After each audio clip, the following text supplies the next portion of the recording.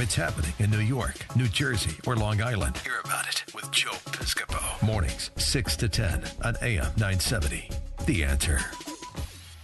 7 minutes after 9 o'clock. Steve, welcome. I'm sorry. We're babbling. Thanks, Joe. Did you have Great some to be salmon? with you. Did you have salmon or anything? Salmon at 8:30, 9 Come o'clock on, in the come morning, right next to that chocolate cake. You must have been on a red eye from Vegas because you're totally They upside got down. no food, and I was a coach, which is fine. But they had no. They don't. They give you one little tiny bag of pretzels. You know, Which you probably had to pay for. Yeah. I had to pay. Steve Levy. I had to pay because they flew me out first class, which I don't care. Just put me on a plane, and they should all be one classes anyway. I'm really of that thinking. I like JetBlue because they kind of get the idea. So I go in the back, and then again, and it's like, Coach, and it's great and everything. I go to check my bags in. $60 for my bags. Oh, yeah? It was like, I said, wait a minute. It was like, oh, I said to the gal, I said, excuse me, and not to be rude because I know it's not you. You're going to charge me for I downgraded. Can someone say, oh, he wasn't first, let's give him credit? She goes, yes, I'm sorry. I go, on what airline do you fly? The girl tells me, I've never flown before. I go, great. No, you can't make it up. First time in my life, I go skiing out in Colorado. Usually I go to Vermont, you get in the car. But this was going to be a plane ride out there. So then I'll start adding it up. Skis, it's one thing. Bam, you get in. Then you got the boots. Ba-boom, but, You got to pay for those. And then you got your bag. Yeah, You yeah, turn around. yeah, all those extras were more than the flight itself. I said, the hell with it. Yeah. I'm gonna rent the skis over in Colorado. That's what I did. So if you're the county, that's exactly what I do. My music instruments, I used to carry it with me. No, I just tell the conductor, just have the guitar there, get everything there. But as the Suffolk County executive, that's like managing a state. That's like managing a small country, actually. 1.5 million people. It's the largest suburban county in the state of New York. I used to laugh. People say, well, what's the big deal being county executive of Suffolk? Well, put Sarah Palin, who was the governor of Alaska, together with Howard Dean, who was the governor of Vermont, and you put them both together, both ran for president, we exceed the population of those two states combined. So it's a big area. So, and then my friend John Bramnick, the minority leader in the assembly in Jersey, he's putting pressure on United to treat us better as passengers. Did you have the ability to do that as a county executive? Not as a county executive. When I was in the state legislature, in the state assembly, we'd have some abilities, but mostly it's federal. And that's why you see Chucky Schumer, every Sunday in one of his press conferences.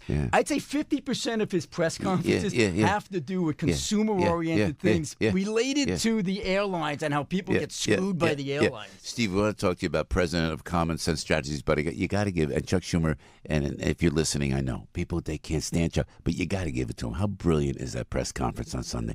Nothing else is on. And someone came up with this idea, and then he brings up issues that really, truly matter. I mean, this was a guy who was just, a regular old congressman. He jumps in the race, back when D'Amato was running for his fourth term, whatever it is. And who was going to emerge? Chuck Schumer had the political smarts to know how to get the attention. Like him or not, he's a political machine, man. What's the old joke? The most dangerous place in the world is between Chuck Schumer and the microphone. But I can't joke too much about it because I was kind of a press hound myself. No, man. You look good, too, bro. Look at you dressed. Thanks for dressing up. You did that for us today, I'm sure. I'm going to say yes. No, come on. Even though I have another appointment later. But yes, I know it's the dignity of the Piscopo show. Thank you. The dignity of the Piscopo show. I've never heard those words before, but thank you. Thank you. No oxymorons there. And Frankie Five Boroughs dressed up. Al, thanks for dressing, too. So, that is dressed up for you. I never dress up. You may see me in a suit on Thursday. I'm in Vegas, Steve. I'm in Vegas. And I put it, I go to the dinner, and I wear an open collar. I never do. I'm open collar.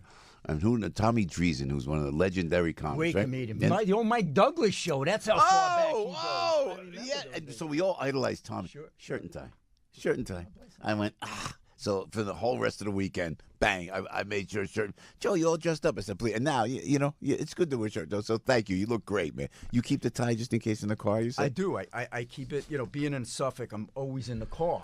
And I have the tie around my rearview mirror, which my wife hates. It's so trashy, but you never know when you're going to be called up and you have to go to an event. Plus, it's better than the dice. I don't go with the dice or the horn or anything like that. No, I pass on that. Yesterday, the Conservative Party endorsed Marcus Molinaro for governor of New York. I know you tried to run for governor yourself about 8 years ago, I guess it was, Steve. What do you think of Molinaro's chances? I'll tell you, normally you would say, not a snowball's chance in hell.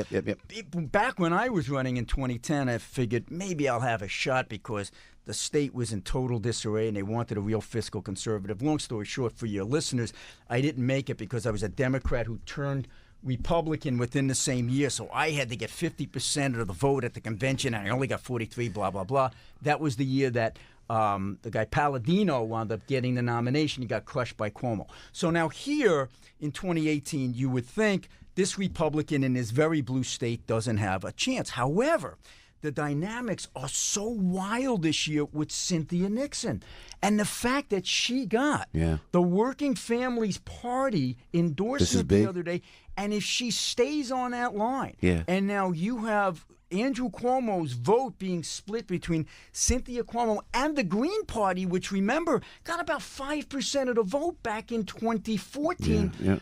Molinari can get 43% of the vote and win. So this all of a sudden may become a race. Wow, that's very exciting. Yeah. You love that. It still excites you, the politics of it all, right? Yeah, it's like even though I'm out of it now, those juices keep flowing. You got to get them out. That's why I formed my Center for Cost-Effective Government. You got all this institutional knowledge crammed in that little brain. You got to get it out every once in a while. And you had a great article on the state budget. What's wrong with it and how can it be fixed? Well, my article, which was published in the City Journal and the Long Island Business News, it said yet another wasted opportunity for the state to do something about the fact that New York is always number one on the most expensive places in the nation in which to live or do business. It's because of the taxes, it's because of the strength of the municipal unions and the special interests.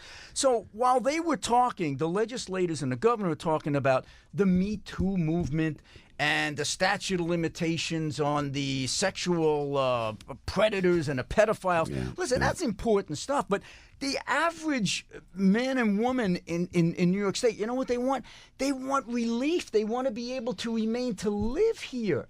There was an article, there was a study about how in Suffolk County and Nassau County, you have to make about 67% of your income goes to your housing and your taxes, where in Carolina it's about 26%. Wow. And you have to wonder why. So the point of my article was the legislators and the governor, they're not paying attention to the drivers of cost here in New York State, the mandates that get foisted upon the local government, Jersey too, the pensions that are Jersey, California, Illinois, New York. These are the states that are going under, and it's because they have one thing in common: they have strong municipal unions and legislators that are just too liberal. Yeah, but you could work with the unions. Can't you work with the unions now? Well, I have so many friends of the unions. I'm a union guy. You can work with the unions, right? At this point, you can, right? Well, you can't put them all into the same That's bag. Good there's point. Great point. Great point. You know, number one, there's the trade unions that you want these guys going to work, because when we're building stuff and they're employed and they're working, that's a great thing because it filters down to everyone else. Then there's the municipal unions. These are the unions for the workers, and that's where you get these crazy rules. This is where you get the Triborough Amendment, only in New York State, Joe, where the contract expired, and yet teachers and other municipal workers, they continue to get their step raise increases even after the contract expired. Only in New York. You look at the overtime that people collect in their last couple of years of service, and then they factor that into the pension. So now a salary of $100,000 gets jacked to $200,000, and that's the basis for the pension for the rest of their lives. Some of these guys, you know, the average firefighter now in New York, you say, they're not overpaid. No, but with all the overtime, the majority of them are retiring with six-figure pensions now. This stuff is unsustainable. Well, Suffolk County particularly, right? I mean, the cops. Yeah, but which I got, I have a soft spot there for the police. You can't pay somebody who puts their life on the line like that, especially with the terror problem that we have and the wacko and the mental illness problem. You can't pay them enough. But wait a minute. Here's the thing: if you ask, are they worth it? The answer is yes. Yeah. But that's not the question. The question is, can we afford it? Yeah. And the answer is no. Yeah. So there's got to be some kind of a balance there. You know, when you have the average salary now for a Suffolk County detective is $227,000 before the overtime and all the other stuff. people can't afford that. So the pendulum has to swing back to the middle. And how does why aren't the New York City cops in Manhattan? And here's why: it's mandatory arbitration, which is one of the things my Center for Cost-Effective Governance has started trying to stop. You don't have this in most other places around the state, but mandatory arbitration takes the power away from the management in government and gives it to an independent arbitrator who you think theoretically would balance it out for the taxpayers. They don't. Yeah. They just give the store away. So what they do is say, well, what does Suffolk want? Well, what did Nassau get last time? They got 4%. We'll give you guys 5%. The leapfrogging. Then Nassau's turn. Well, what did Suffolk get? They got 5%. We'll give you 6%. Oh. That's why the Suffolk and Nassau salaries went through the roof.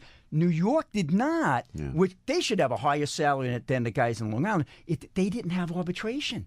For all those years, they did not have mandatory arbitration. So New York City cops were actually capped at where Suffolk cops were starting. It's starting to change now because about 10 years ago, the city got mandatory arbitration. So they're coming up, and they should go up while the guys in the suburbs have to level off. Guys, I'll talk to guys that want to be cops in Jersey as opposed to New York because the pay is better in New Jersey out in the suburbs when it's so much more dangerous in New York City. Steve, thank you for coming in. Before we let you go, you were Democratic county executive before you became a Republican, but you were very outspoken when it came to illegal immigration.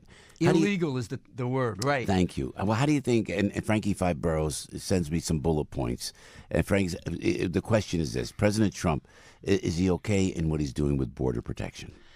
Well, yes. I wish he'd be a little more consistent because it's so hard to follow where he is in any one particular day. But God bless him, at least he's had... and he goes overboard with his rhetoric a lot. You don't have to talk about Mexicans being rapists. You don't have to go there. But he's got the guts, at least, to take on the politically correct illegal immigration lobby to say, we're not a country if we don't enforce our borders. So he's got to build that wall. He's got to impose E-Verify. He's got to end the sanctuary cities. He just needs to be a little more consistent in the negotiations. And he was close to getting a deal, but the Supreme Court and the courts killed him because DACA was going to expire. Okay, it was already ruled unconstitutional by a lower court. Some liberal brings a suit in a forum shop location. A judge says, "Oh, we're going to put that on hold." The Supreme Court says, "Yeah, we're going to sit on our hands. In 2 years, come back to us." So you don't hear about DACA anymore, right? Yeah, because this lawsuit has put a stay on the president being able to say this is an illegal order that President Obama put through. So at least he's trying and his heart's in the right direction to get this problem resolved. Steve Levy, former Suffolk County Executive President of Common Sense Strategies, and looking dapper as ever. Initials on the cuff, my man. I'll tell you, I'm loving you for that. And the cufflinks like that. But I still flight coach. Fiscal conservative, babe. There it is. Steve, thank you, my friend. Joe. God bless. Come back anytime. Everybody knows this guy. No, everybody knows he can do a radio show. Joe Piscopo. Mornings, 6 to 10 on AM 970. The Answer.